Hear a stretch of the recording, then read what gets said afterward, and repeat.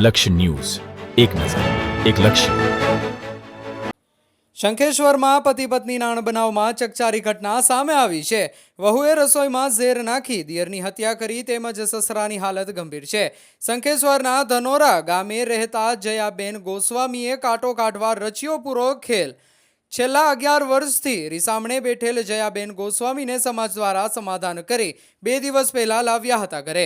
પતિ સાથેના અણબનાવને લઈ પરિવારનો કાંટો કાઢવા જયાબેને આપ્યું ઝેર.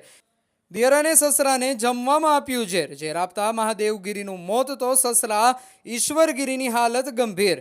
પરિવારને ઝેર આપી મોતને ઘાટ ઉતારતા પરિવારમાં આક્રંદ. પોલીસે ગુનો નોંધી વધુ તપાસ હાથ ધરી. રિપોર્ટર પ્રવીણ રાવળ, હારીજ.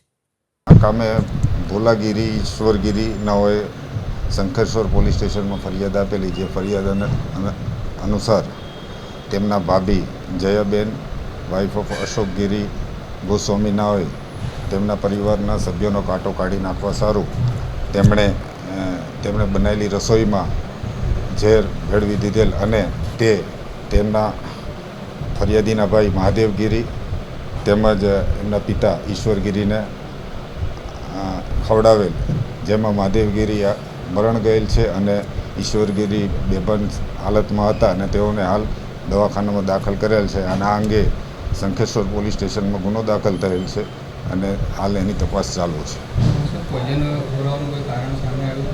હાલ એની તપાસ ચાલુ છે. ફરિયાદ મુજબ કાંટો કાઢી નાખવા સારું ખવડાયેલાનું જણાય છે.